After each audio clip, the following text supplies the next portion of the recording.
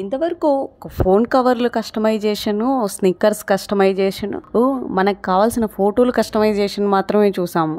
ఇకపైన పుట్టబోయే పిల్లలను కూడా కస్టమైజ్ చేసుకోబోతున్నామంట. మీకు తెలిస్తే ఈ విషయం కామెంట్ చేయండి. సైన్స్ అనేది మనకన్నా వేగంగా పెరగబోతుంది. ఎందుకు ఇలా అంటున్నానంటే, ఇప్పుడు ఏదైతే సైంటిస్టులు చేసి చూపించారో అది షాకింగ్ గురి చేస్తుంది. IVF చేపించుకునేటప్పుడే క్రిస్పర్ కాస్టన్ అనే ఒక టెక్నాలజీ సాంకేతిక పరిశోధనల ద్వారా, సాంకేతిక పరిజ్ఞానం ద్వారా ఉపయోగించే IVF సహాయంతో శాస్త్రవేత్తలు జన్యుపరమైన జెనెటికల్ బేబీస్ ని డెవలప్ చేస్తున్నారు. వాళ్ళకి కావాల్సిన కలర్ కానీ, సిమ్టమ్స్ కానీ, హైట్ కానీ, ఫ్యూచర్ లో ఎలా ఉండాలి అనే మార్పులను చేంజెస్ చేయబోతున్నారు. ఇప్పటికే 2018లో ఒక చైనా శాస్త్రవేత్త హే జంగ్ క్యూయి ప్రపంచంలోనే మొట్టమొదటిసారిగా జెనెటికల్ ఈ బేబీని కనిపించినట్లు తెలుస్తూ ఉంది.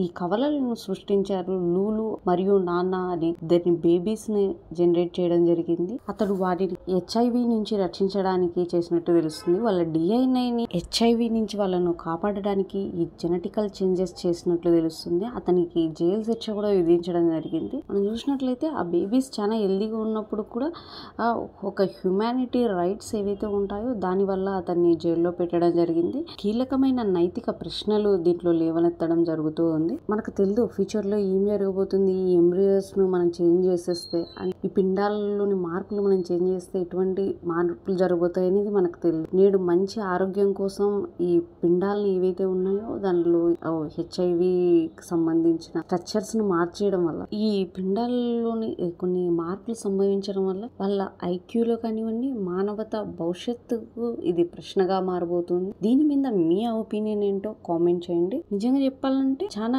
హ్యూజ్ డిఫరెన్స్ ఉన్నాయి. క్రిస్టల్స్ అనేటి మార్చే ఛాన్సెస్, క్రిస్టల్ జెనెటికల్ వ్యాధి వీళ్ళకు నివారించే ఎక్కువ ఉంటుంది. అలానే దానికి సంబంధించిన ఫేస్ చేయాల్సినవి కూడా ఎక్కువనే ఉంటాయి. కాబట్టి సిక్రోన్ సెల్స్ అనేమియా మరియు థాలసీమియా కొన్ని క్లినిక్స్ ఇప్పటికే ఆరంభమైపోయాయి. క్లినికల్ చెక్లు అనేవి ఇప్పటికే స్టార్ట్ చేసేసారు. కొన్ని కంట్రీస్ లో అయితే USA ఇటువంటి కంట్రీస్ లలో దీనిలకు చట్టపరమైన హక్కులు కూడా కల్పించడం జరిగింది. అలానే యూకేలో కూడా ఇటువంటివన్నీ US అండ్ యూకేలో ఇవి ఆమోదం పొందడం జరిగింది. ఇది సిగ్నిఫికెంట్.